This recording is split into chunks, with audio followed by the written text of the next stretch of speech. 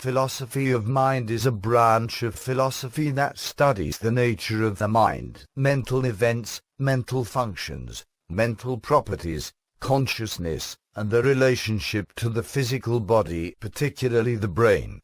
The mind-body problem, that is, the relationship of the mind to the body, is commonly seen as one key issue in philosophy of mind, although there are other issues concerning the nature of the mind that do not involve its relation to the physical body, such as how consciousness is possible and the nature of particular mental states. Dualism and monism are the two major schools of thought that attempt to resolve the mind-body problem. Dualism can be traced back to Plato and the Sankhya and Yoga schools of Hindu philosophy, but it was most precisely formulated by Descartes in the 17th century.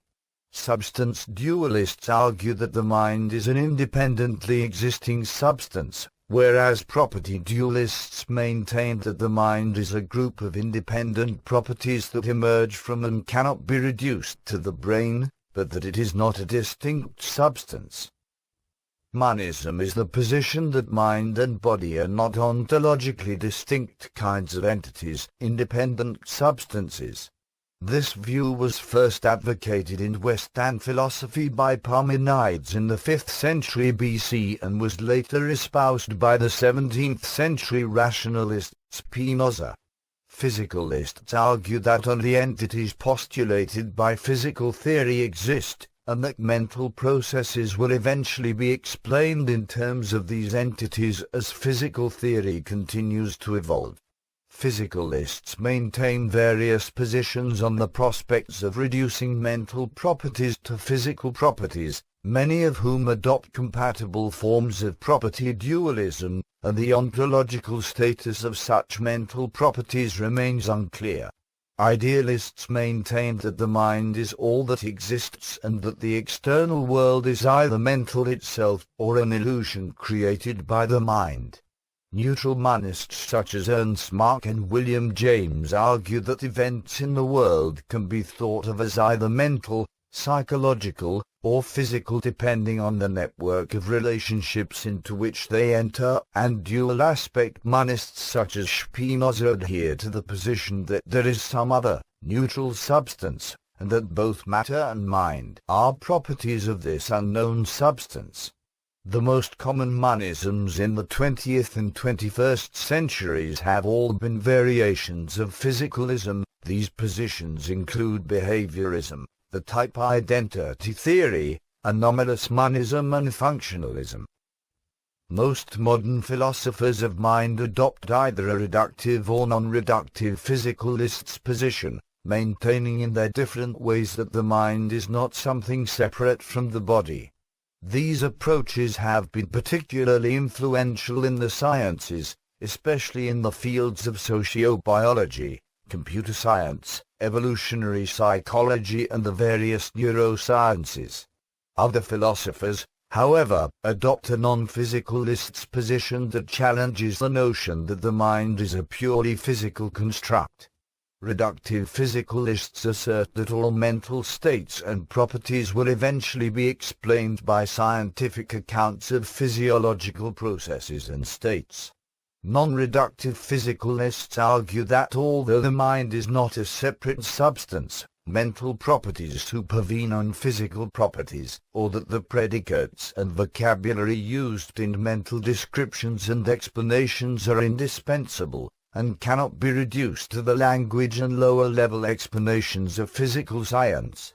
Continued neuroscientific progress has helped to clarify some of these issues, however, they are far from being resolved. Modern philosophers of mind continue to ask how the subjective qualities and the intentionality of mental states and properties can be explained in naturalistic terms. Mind-body problem. The mind-body problem concerns the explanation of the relationship that exists between minds, or mental processes, and bodily states or processes.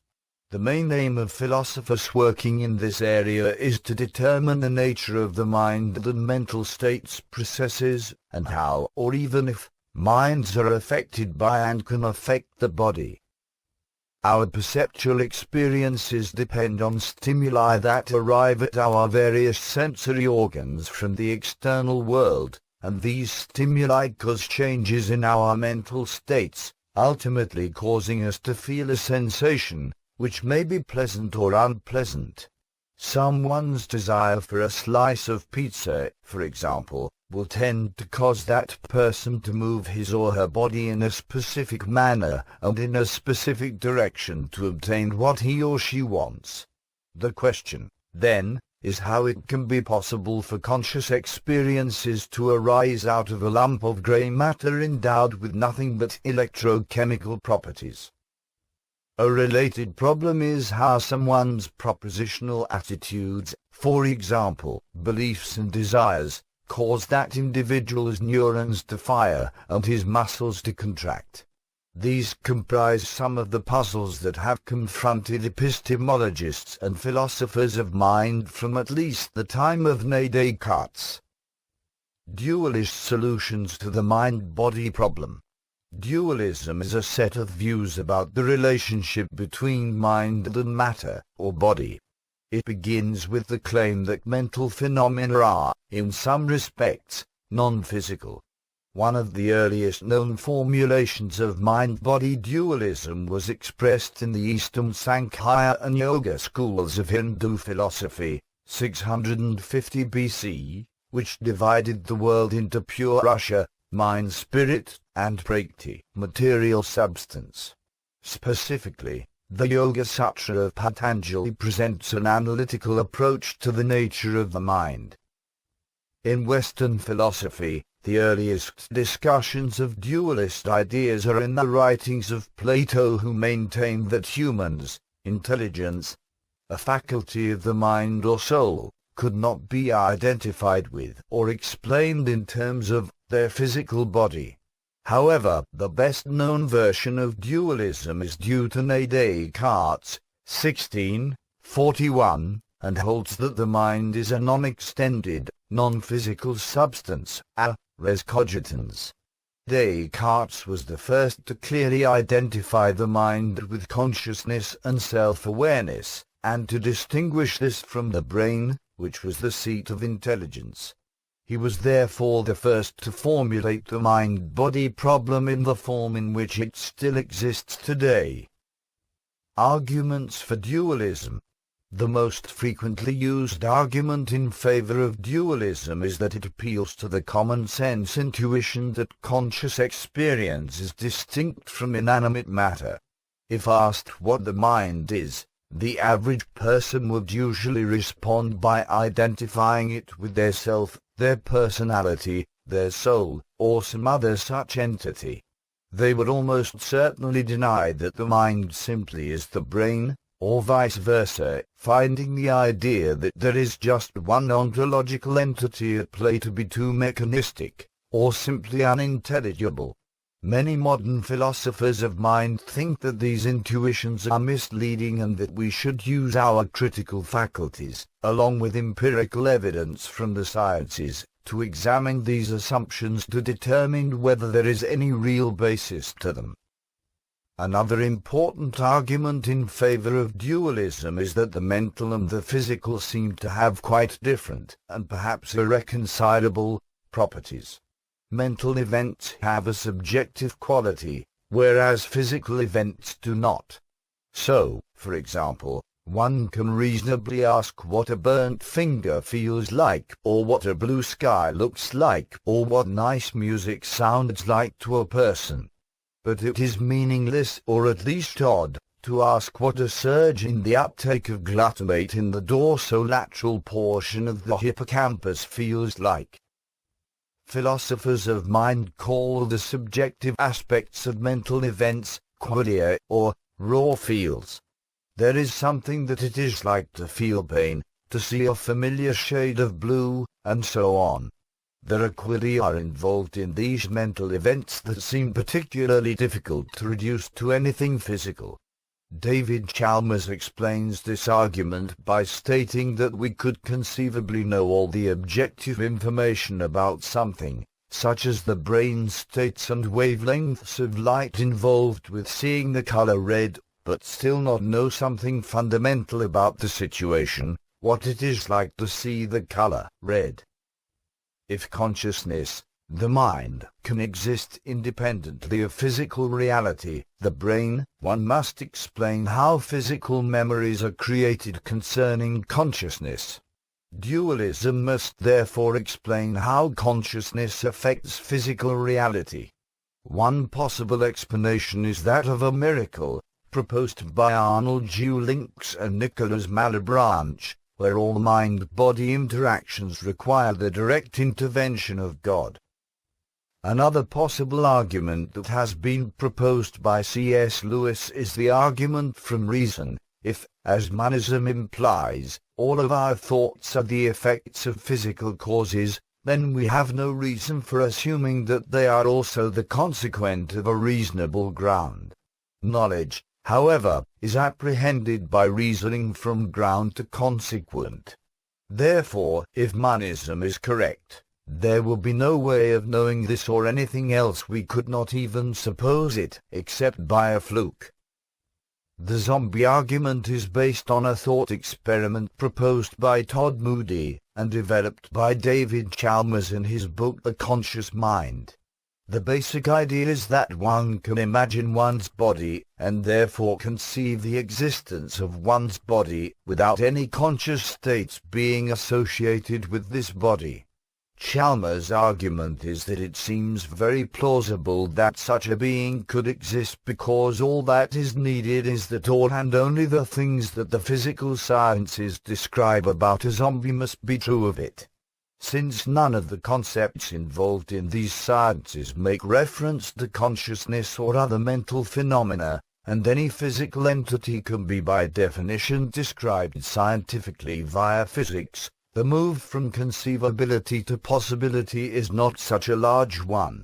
Others such as Nit have argued that the notion of a philosophical zombie is an incoherent, or unlikely, concept.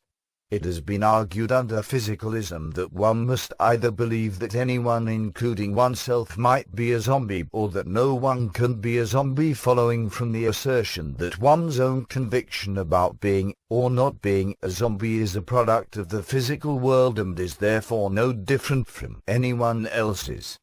This argument has been expressed by Dennett, who argues that zombies think they are conscious, think they have qualia, think they suffer pains. They are just wrong, according to this lamentable tradition, in ways that neither they nor we could ever discover. See also the problem of other minds. Interactionist dualism. Interactionist dualism, or simply interactionism, is the particular form of dualism first espoused by Descartes in the Meditations. In the 20th century, its major defenders have been Karl Popper and John Carew Eccles. It is the view that mental states, such as beliefs and desires, causally interact with physical states. Descartes' famous argument for this position can be summarized as follows: Seth has a clear and distinct idea of his mind as a thinking thing that has no spatial extension, that is, it cannot be measured in terms of length, weight, height, and so on. He also has a clear and distinct idea of his body as something that is spatially extended, subject to quantification and not able to think. It follows that mind and body are not identical because they have radically different properties.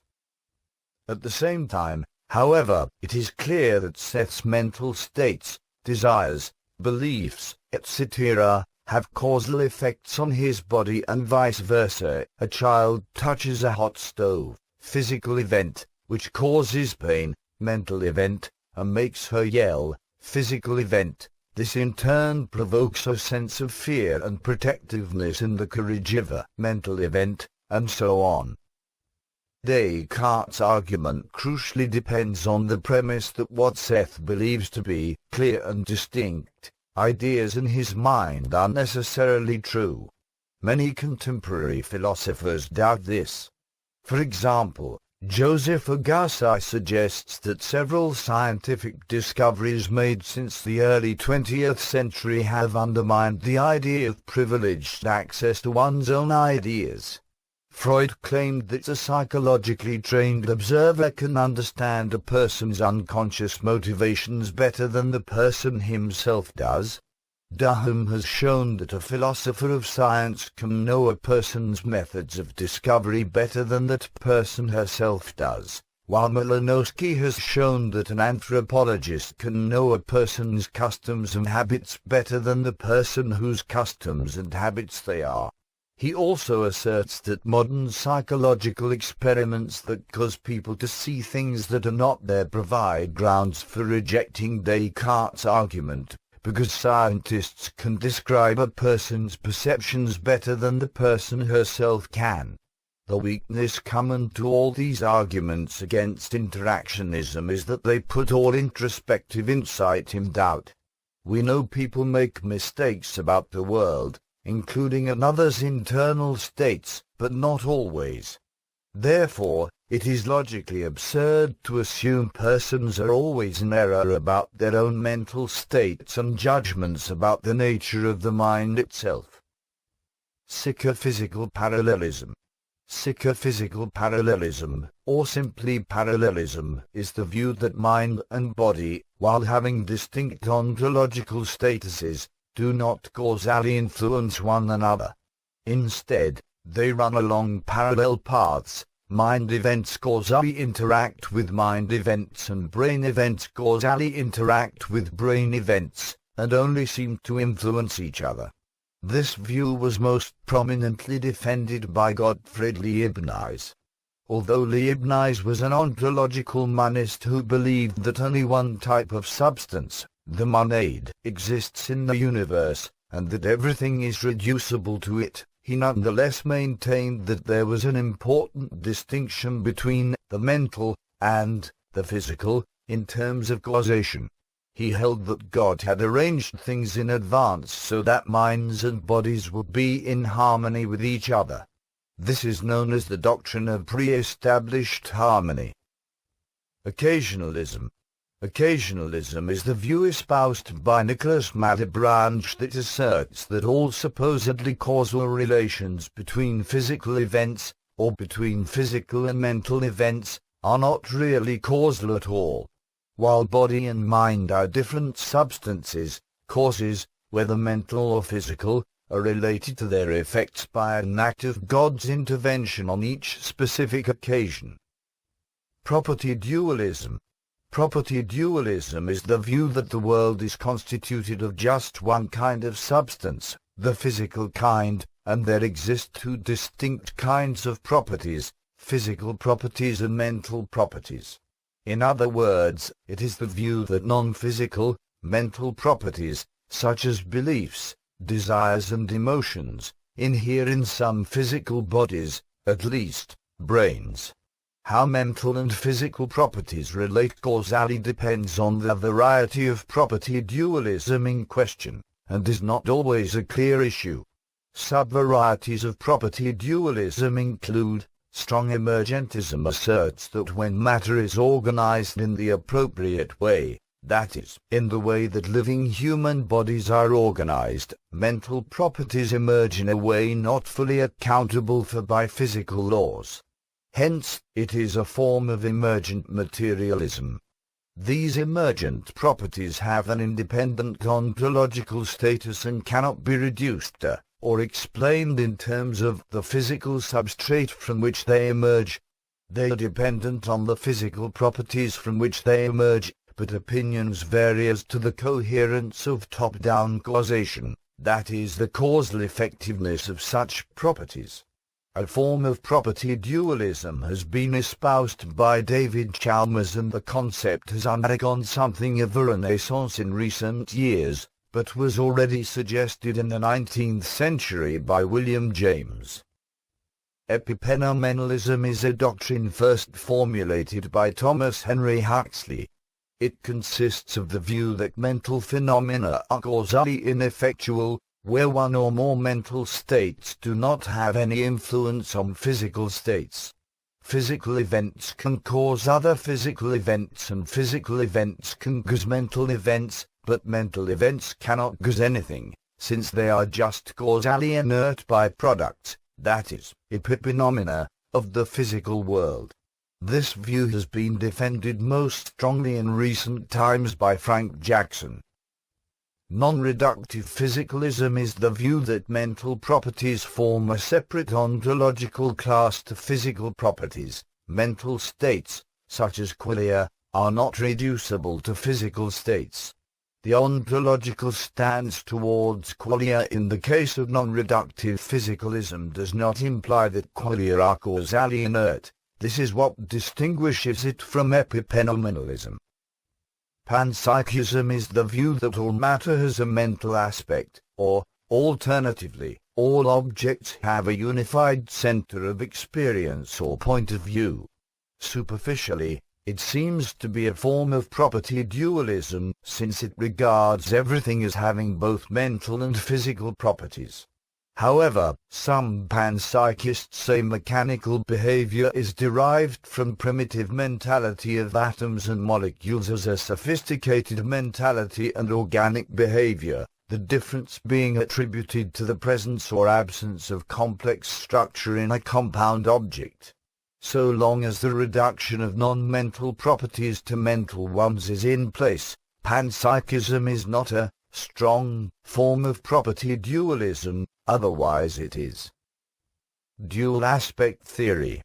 Dual aspect theory or dual aspect monism is the view that the mental and the physical are two aspects of, or perspectives on, the same substance. Thus it is a mixed position, which is monistic in some respects. In modern philosophical writings, the theory's relationship to neutral monism has become somewhat ill-defined, but one proffered distinction says that whereas neutral monism allows the context of a given group of neutral elements and the relationships into which they enter to determine whether the group can be thought of as mental, physical, both, or neither, dual aspect theory suggests that the mental and the physical are manifestations or aspects of some underlying substance, entity or process that is itself neither mental nor physical as normally understood. Various formulations of dual aspect monism also require the mental and the physical to be complementary, mutually irreducible and perhaps inseparable, though distinct. Hylomorphic dualism. Monist solutions to the mind-body problem. In contrast to dualism, monism does not accept any fundamental divisions. The fundamentally disparate nature of reality has been central to forms of Eastern philosophies for over 2 millennia. In Indian and Chinese philosophy, monism is integral to how experience is understood. Today, the most common forms of monism in Western philosophy are physicalists. Physicalistic monism asserts that the only existing substance is physical, in some sense of that term to be clarified by our best science. However, a variety of formulations, see below, are possible. Another form of monism, idealism, states that the only existing substance is mental.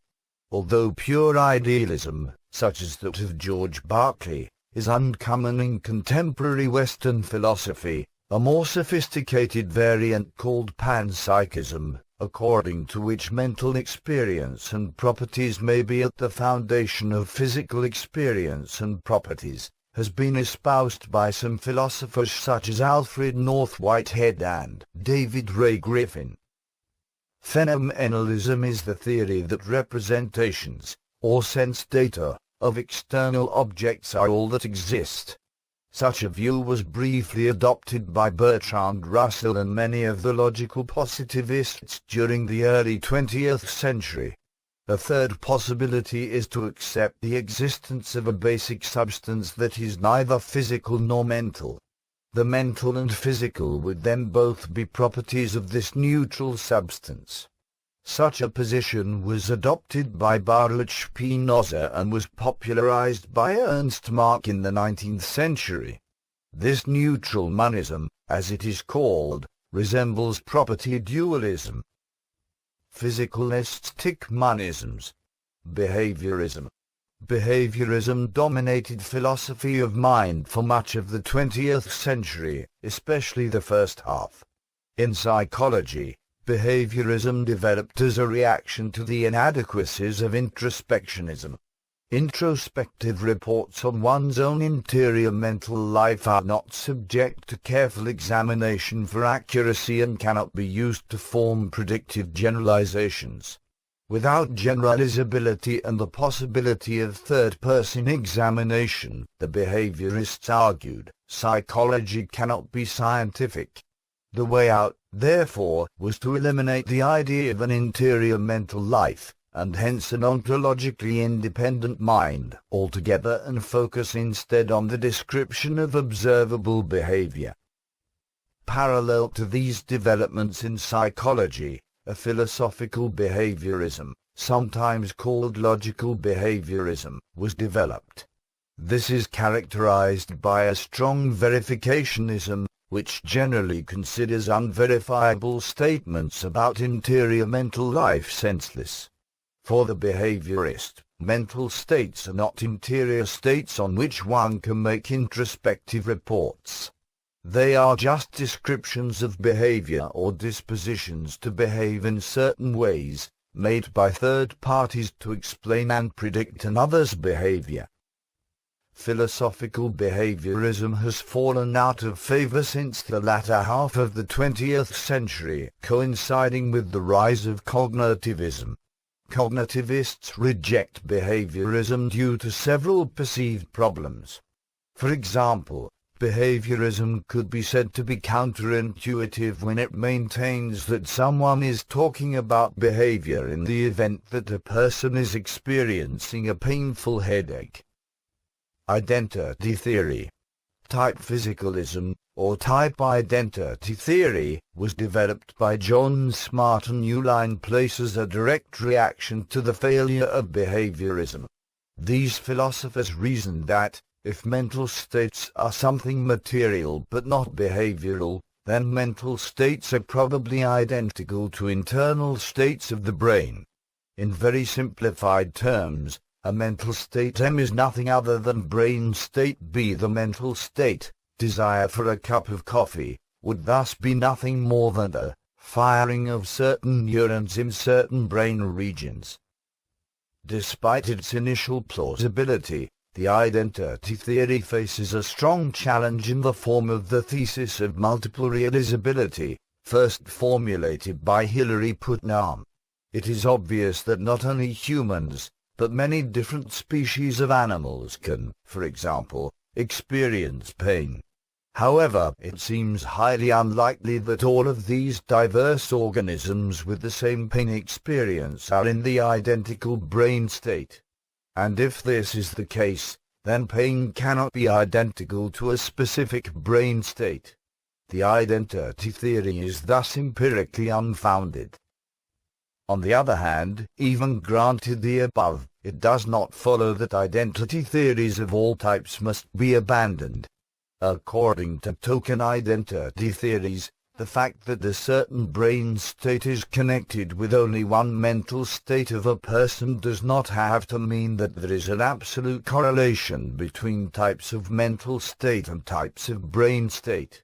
The type-token distinction can be illustrated by a simple example. The word green contains 4 types of letters, G, R, E, N, with 2 tokens, occurrences, of the letter E along with 1 each of the others.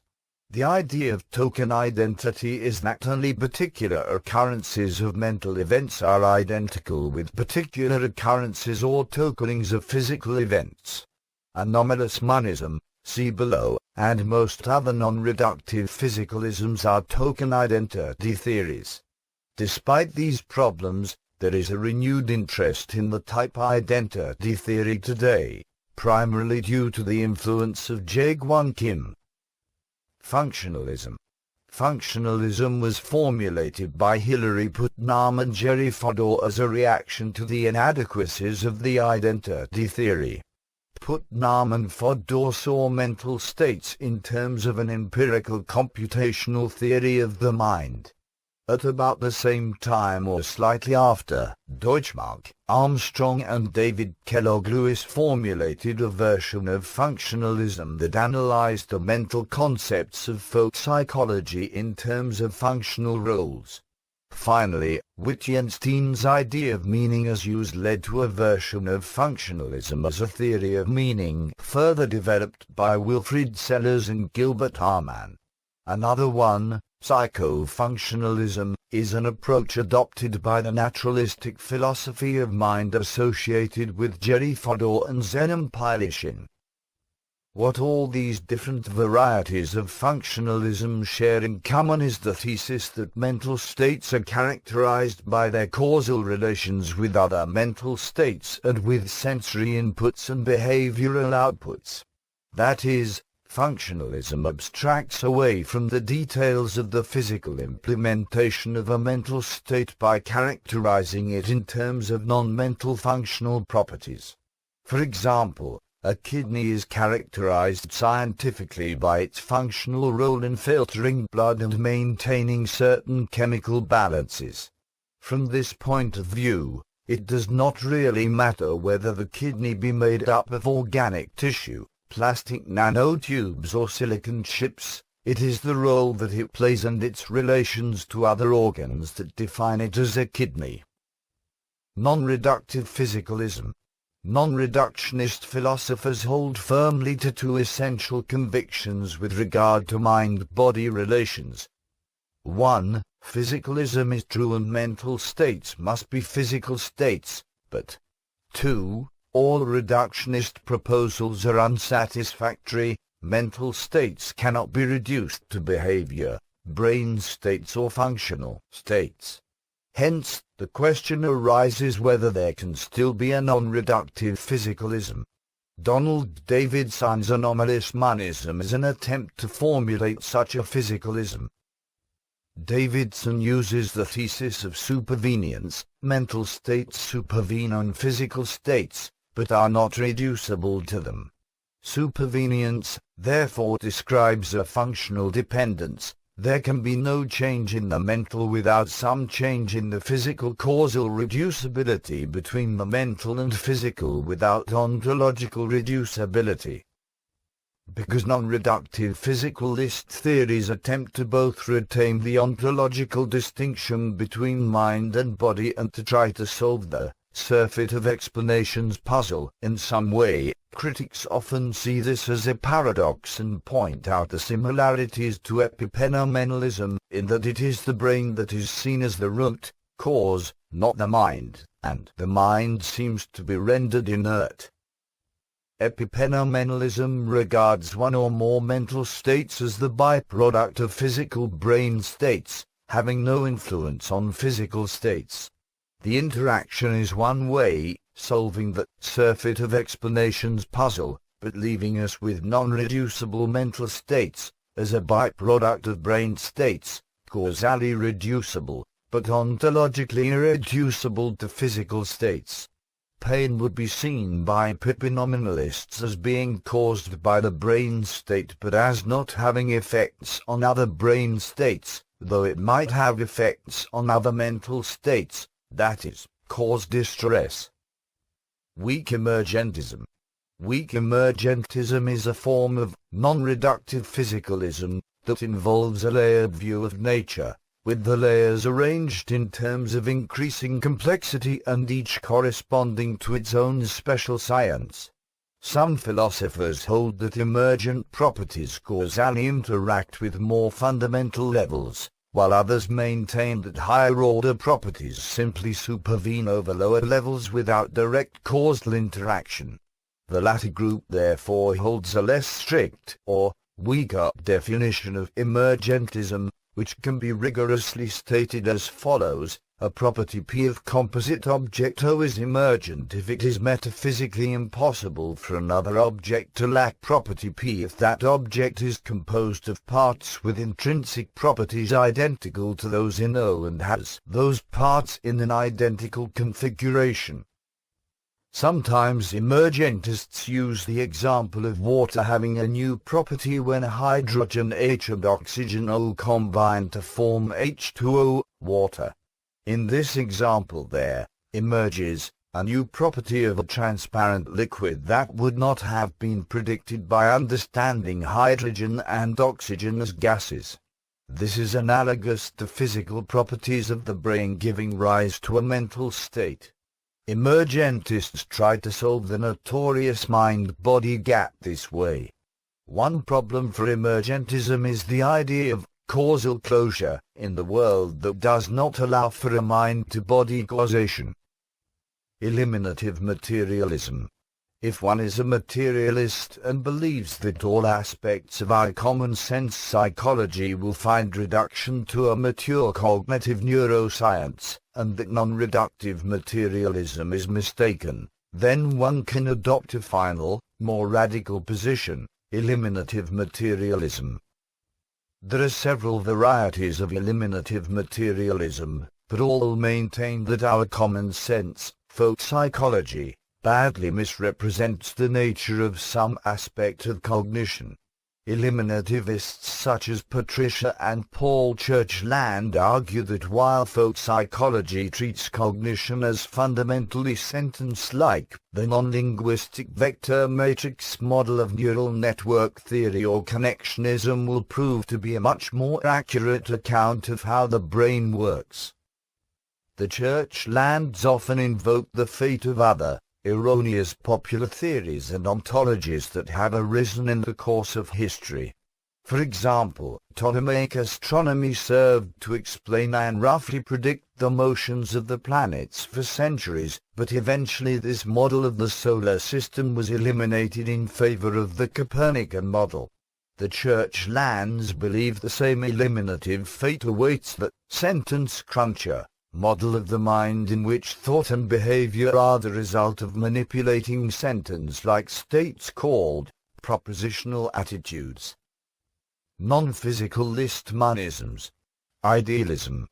Idealism is the form of monism that sees the world as consisting of minds, mental contents and/or consciousness. Idealists are not faced with explaining how minds arise from bodies. Rather, the world, bodies and objects are regarded as mere appearances held by minds. However, accounting for the mind-body problem is not usually the main motivation for idealism. Rather, idealists tend to be motivated by skepticism, intentionality, and the unique nature of ideas. Idealism is prominent in Eastern religious and philosophical thought. It has gone through several cycles of popularity and neglect in the history of Western philosophy. Different varieties of idealism may hold that there are multiple minds, pluralistic idealism, only one human mind, solipsism, or a single absolute, anima mundi, one or oversoul. Neutral monism. Neutral monism, in philosophy, is the metaphysical view that the mental and the physical are two ways of organizing or describing the same elements, which are themselves neutral, that is, neither physical nor mental. This view denies that the mental and the physical are two fundamentally different things. Rather, neutral monism claims the universe consists of only one kind of stuff, in the form of neutral elements that are in themselves neither mental nor physical. These neutral elements might have the properties of color and shape, just as we experience those properties. But these shaped and colored elements do not exist in a mind, considered as a substantial entity, whether dualistically or physicalistically, they exist on their own. Mysterianism. Some philosophers take an epistemic approach and argue that the mind-body problem is currently unsolvable, and perhaps will always remain unsolvable to human beings. This is usually termed New Mysterianism. Colin McGinn holds that human beings are cognitively closed in regards to their own minds. According to McGinn, human minds lack the concept-forming procedures to fully grasp how mental properties such as consciousness arise from their causal basis. An example would be how an elephant is cognitively closed in regards to particle physics. A more moderate conception has been expounded by Thomas Nigel, which holds that the mind-body problem is currently unsolvable at the present stage of scientific development, and that it might take a future scientific paradigm shift or revolution to bridge the explanatory gap. Nigel posits that in the future a sort of objective phenomenology might be able to bridge the gap between subjective conscious experience and its physical basis. Linguistic criticism of the mind-body problem. Each attempt to answer the mind-body problem encounters substantial problems. Some philosophers argue that this is because there is an underlying conceptual confusion. These philosophers, such as Ludwig Wittgenstein and his followers in the tradition of linguistic criticism, therefore reject the problem as illusory. They argue that it is an error to ask how mental and biological states fit together. Rather, it should simply be accepted that human experience can be described in different ways, for instance, in a mental and in a biological vocabulary. Illusory problems arise if one tries to describe the one in terms of the other's vocabulary, or if the mental vocabulary is used in the wrong contexts. This is the case, for instance, if one searches for mental states of the brain. The brain is simply the wrong context for the use of mental vocabulary. The search for mental states of the brain is therefore a category error or a sort of fallacy of reasoning. Today, such a position is often adopted by interpreters of Wittgenstein such as Peter Hacker. However, Hilary Putnam, the originator of functionalism, has also adopted the position that the mind-body problem is an illusory problem which should be dissolved according to the manner of Wittgenstein. Externalism and internalism. Where is the mind located? If the mind is a physical phenomenon of some kind, it has to be located somewhere. According to some, there are two possible options: either the mind is internal to the body, internalism, or the mind is external to it, externalism. More generally, either the mind depends only on events and properties taking place inside the subject's body, or it depends also on factors external to it. Proponents of internalism are committed to the view that neural activity is sufficient to produce the mind. Proponents of externalism maintain that the surrounding world is in some sense constitutive of the mind. Externalism differentiates into several versions. The main ones are semantic externalism, cognitive externalism, phenomenal externalism. Each of these versions of externalism can further be divided whether they refer only to the content or to the vehicles of mind. Semantic externalism holds that the semantic content of the mind is totally or partially defined by state of affairs external to the body of the subject. Hilary Putnam's twin earth thought experiment is a good example. Cognitive externalism is a very broad collection of views that suggests the role of the environment, of tools, of development, and of the body in fleshing out cognition. Embodied cognition, the extended mind, and inactivism are good examples. Phenomenal externalism suggests that the phenomenal aspects of the mind are external to the body. Authors who address this possibility are Ted Ondrich, Edwin Holt, Francois Tunney, Kevin O'Regan, Riccardo Manzotti, T. Rockwell and Max Velmans. Naturalism and its problems. The thesis of physicalism is that the mind is part of the material or physical world. Such a position faces the problem that the mind has certain properties that no other material thing seems to possess. Physicalism must therefore explain how it is possible that these properties can nonetheless emerge from a material thing. The project of providing such an explanation is often referred to as the naturalization of the mental. Some of the crucial problems that this project attempts to resolve include the existence of qualia and the nature of intentionality. Qualia. Many mental states seem to be experienced subjectively in different ways by different individuals. And it is characteristic of a mental state that it has some experiential quality, for example, of pain, that it hurts. However, the sensation of pain between two individuals may not be identical, since no one has a perfect way to measure how much something hurts or of describing exactly how it feels to hurt. Philosophers and scientists therefore ask where these experiences come from. The existence of cerebral events in and of themselves cannot explain why they are accompanied by these corresponding qualitative experiences. The puzzle of why many cerebral processes occur with an accompanying experiential aspect in consciousness seems impossible to explain. Yet it also seems to many that science will eventually have to explain such experiences. This follows from an assumption about the possibility of reductive explanations.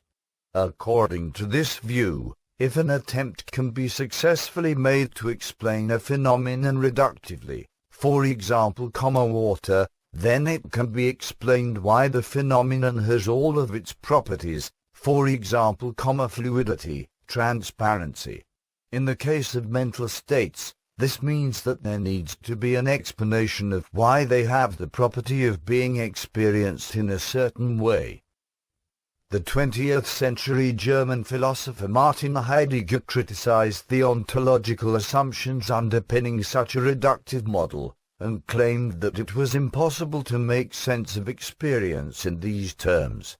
This is because, according to Heidegger, the nature of our subjective experience and its qualities is impossible to understand in terms of Cartesian substances that bear properties. Another way to put this is that the very concept of qualitative experience is incoherent in terms of, or is semantically incommensurable with the concept of, substances that bear properties. This problem of explaining introspective first-person aspects of mental states and consciousness in general in terms of third-person quantitative neuroscience is called the explanatory gap. There are several different views of the nature of this gap among contemporary philosophers of mind. David Chalmers and the early Frank Jackson interpret the gap as ontological in nature. That is, they maintain that qualia can never be explained by science because physicalism is false. There are two separate categories involved and one cannot be reduced to the other. An alternative view is taken by philosophers such as Thomas Nigel and Colin McGinn. According to them, the gap is epistemological in nature. For Nigel, science is not yet able to explain subjective experience because it has not yet arrived at the level or kind of knowledge that is required. We are not even able to formulate the problem coherently. For McGinn, on the other hand, the problem is one of permanent and inherent biological limitations.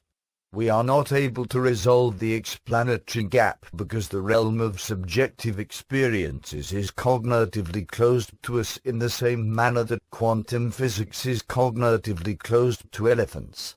Other philosophers liquidate the gap as purely a semantic problem. This semantic problem, of course, led to the famous qualia question, which is, does red cause redness? Intentionality. Intentionality is the capacity of mental states to be directed towards, about, or be in relation with something in the external world.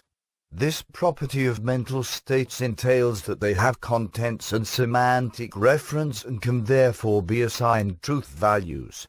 When one tries to reduce these states to natural processes, there arises a problem. Natural processes are not true or false. They simply happen. It would not make any sense to say that a natural process is true or false. but mental ideas or judgments are true or false. So how then can mental states, ideas or judgments, be natural processes? The possibility of assigning semantic value to ideas must mean that such ideas are about facts.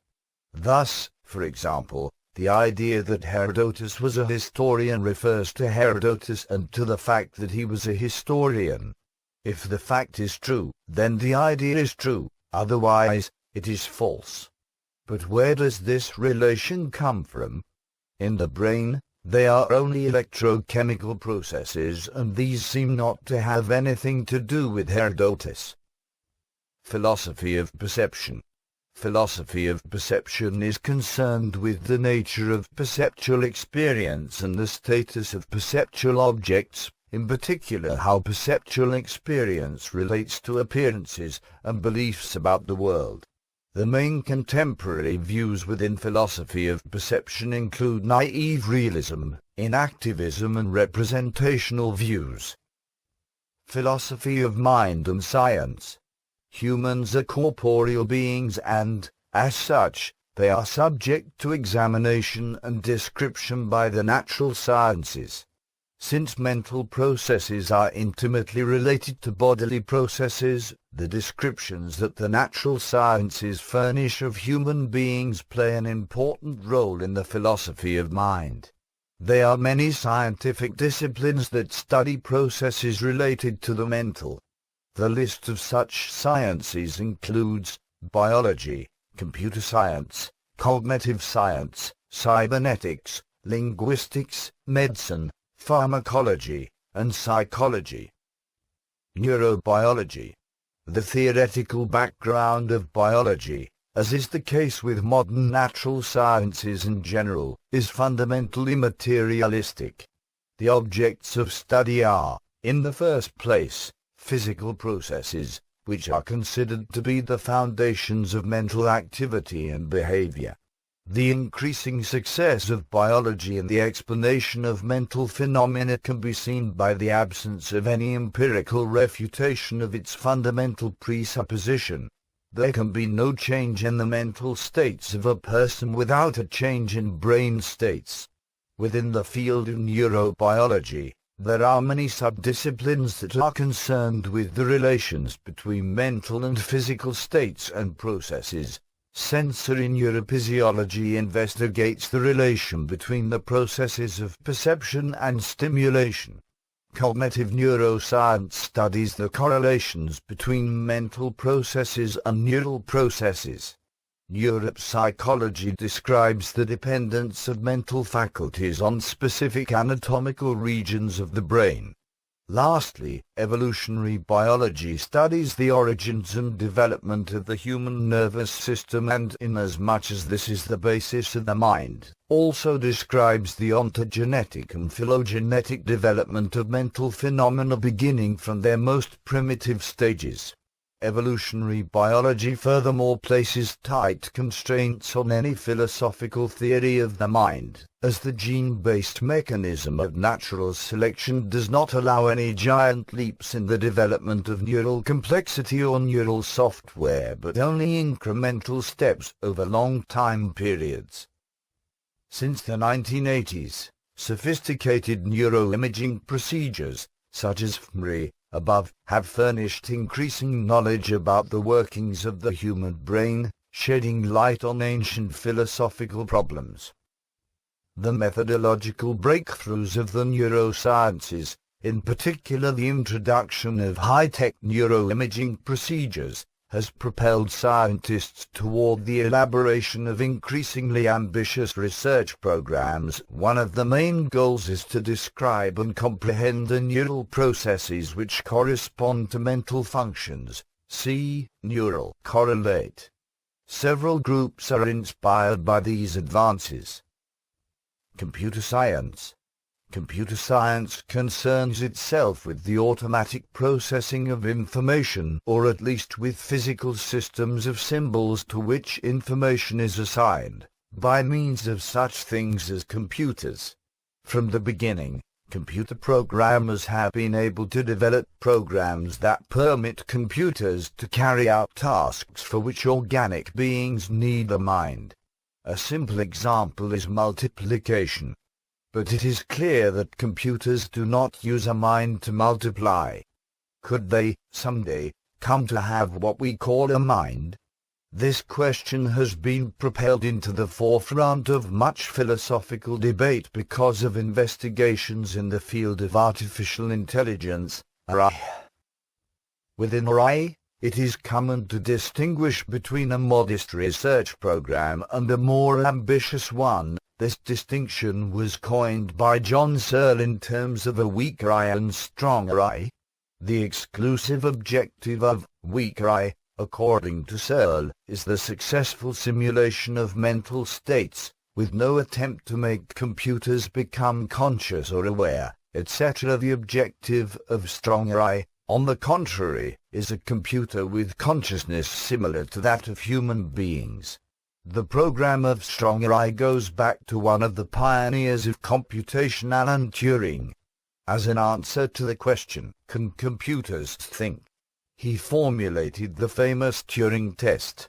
Turing believed that a computer could be said to think when, if placed in a room by itself next to another room that contained a human being and with the same questions being asked of both the computer and the human being by a third-party human being, the computer's responses turned out to be indistinguishable from those of the human.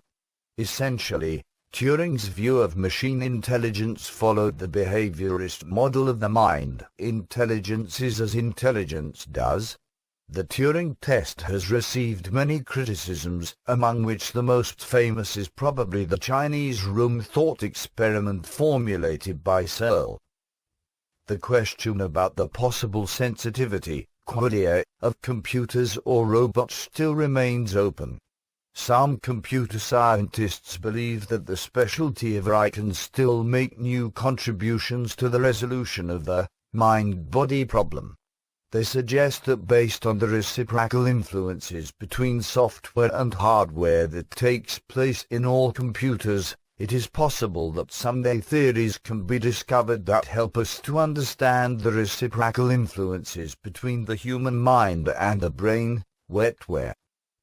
Psychology. Psychology is the science that investigates mental states directly. It uses generally empirical methods to investigate concrete mental states like joy, fear or obsessions. Psychology investigates the laws that bind these mental states to each other or with inputs and outputs to the human organism. An example of this is the psychology of perception. Scientists working in this field have discovered general principles of the perception of forms. A law of the psychology of forms says that objects that move in the same direction are perceived as related to each other. This law describes a relation between visual input and mental perceptual states. However, it does not suggest anything about the nature of perceptual states. The laws discovered by psychology are compatible with all the answers to the mind-body problem already described. Cognitive science. Cognitive science is the interdisciplinary scientific study of the mind and its processes. It examines what cognition is, what it does, and how it works. It includes research on intelligence and behavior, especially focusing on how information is represented, processed, and transformed in faculties such as perception, language, memory, reasoning, and emotion, within nervous systems, human or other animal, and machines, for example, computers.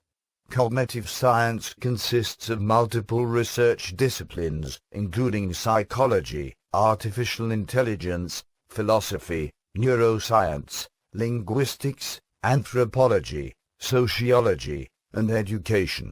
It spans many levels of analysis, from low-level learning and decision mechanisms to high-level logic and planning, from neural circuitry to modular brain organization. Rollins argues that cognition is inactive, embodied, embedded, affective and, potentially, extended. The position is taken that the classical sandwich of cognition sandwiched between perception and action is artificial. Cognition has to be seen as a product of a strongly coupled interaction that cannot be divided this way. Philosophy of mind in the Continental tradition. Most of the discussion in this article has focused on one style or tradition of philosophy in modern Western culture, usually called analytic philosophy, sometimes described as Anglo-American philosophy. Many other schools of thought exist, however, which are sometimes subsumed under the broad and vague label of continental philosophy. In any case, though topics and methods here are numerous in relation to the philosophy of mind, the various schools that fall under this label, phenomenology, existentialism, etc., can globally be seen to differ from the analytic school in that they focus less on language and logical analysis alone, but also take in other forms of understanding human existence and experience. With reference specifically to the discussion of the mind, this tends to translate into attempts to grasp the concepts of thought and perceptual experience in some sense that does not merely involve the analysis of linguistic forms. Immanuel Kant's Critique of Pure Reason, first published in 1781 and presented again with major revisions in 1787, represents a significant intervention into what will later become known as the philosophy of mind. Kant's first critique is generally recognized as among the most significant works of modern philosophy in the West. Kant is a figure whose influence is marked in both continental and analytic/Anglo-American philosophy. Kant's work develops an in-depth study of transcendental consciousness, or the life of the mind as conceived through universal categories of consciousness. In Georg Wilhelm Friedrich Hegel's philosophy of mind, frequently translated as the philosophy of spirit or Geist, the third part of his Encyclopedia of the Philosophical Sciences, Hegel discusses three distinct types of mind: the subjective mind-spirit, the mind of an individual; the objective mind/spirit, the mind of society and of the state; and the absolute mind-spirit, the position of religion, art, and philosophy. See also Hegel's Phenomenology of Spirit. Nonetheless, Hegel's work differs radically from the style of Anglo-American philosophy of mind. In 1896, Henri Bergson made in Matter and Memory, Essay on the Relation of Body and Spirit, a forceful case for the ontological difference of body and mind by reducing the problem to the more definite one of memory, thus allowing for a solution built on the empirical test case of aphasia. In modern times, the two main schools that have developed in response or opposition to this Hegelian tradition are phenomenology and existentialism. Phenomenology, founded by Edmund Husserl, focuses on the contents of the human mind, see Numa, and how processes shape our experiences. Existentialism, a school of thought founded upon the work of Søren Kierkegaard, focuses on human predicament and how people deal with the situation of being alive. Existential phenomenology represents a major branch of continental philosophy. They are not contradictory, rooted in the work of Husserl but expressed in its fullest forms in the work of Martin Heidegger, Jean-Paul Sartre, Simone de Beauvoir and Maurice Merleau-Ponty. See Heidegger Being and Time, Merleau-Ponty's Phenomenology of Perception, Sartre Being and Nothingness, and Simone de Beauvoir's The Second Sex. Topics related to philosophy of mind. There are countless subjects that are affected by the ideas developed in the philosophy of mind. Clear examples of this are the nature of death and its definitive character, the nature of emotion, of perception and of memory. Questions about what a person is and what his or her identity consists of also have much to do with the philosophy of mind. There are two subjects that, in connection with the philosophy of the mind, have aroused special attention: free will and the self. Free will. In the context of philosophy of mind, the problem of free will takes on renewed intensity. This is certainly the case, at least, for materialistic determinists. According to this position, natural laws completely determine the course of the material world. Mental states, and therefore the will as well, would be material states, which means human behavior and decisions would be completely determined by natural laws. Some take this reasoning a step further. People cannot determine by themselves what they want and what they do. Consequently, they are not free. This argumentation is rejected, on the one hand, by the compatibilists. Those who adopt this position suggest that the question, "Are we free?" can only be answered once we have determined what the term free means. The opposite of free is not caused, but compelled or coerced. It is not appropriate to identify freedom with indetermination. A free act is one where the agent could have done otherwise if it had chosen otherwise. In this sense, a person can be free even though determinism is true. The most important compatibilist in the history of the philosophy was David Hume. More recently, this position is defended, for example, by Daniel Dennett. On the other hand, there are also many incompatibilists who reject the argument because they believe that the will is free in a stronger sense called libertarianism. These philosophers affirm the course of the world is either a. not completely determined by natural law, where natural law is intercepted by physically independent agency, b. determined by indeterministic natural law only, or c. determined by indeterministic natural law in line with the subjective effort of physically non-reducible agency. Under libertarianism, the will does not have to be deterministic and, therefore, it is potentially free. Critics of the second proposition, b, accuse the incompatibilists of using an incoherent concept of freedom. They argue as follows: if our will is not determined by anything, then we desire what we desire by pure chance. And if what we desire is purely accidental, we are not free. So if our will is not determined by anything, we are not free. Self. The philosophy of mind also has important consequences for the concept of self. If by self or I one refers to an essential, immutable nucleus of the person, most modern philosophers of mind will affirm that no such thing exists. The idea of a self as an immutable essential nucleus derives from the idea of an immaterial soul.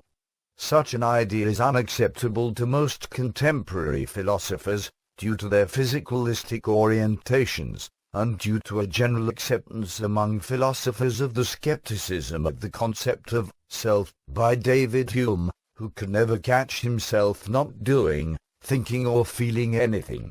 However, in the light of empirical results from developmental psychology, developmental biology, and neuroscience, the idea of an essential inconstant, material nucleus, an integrated representational system distributed over changing patterns of synaptic connections, seems reasonable. The view of the self as an illusion is accepted by some philosophers,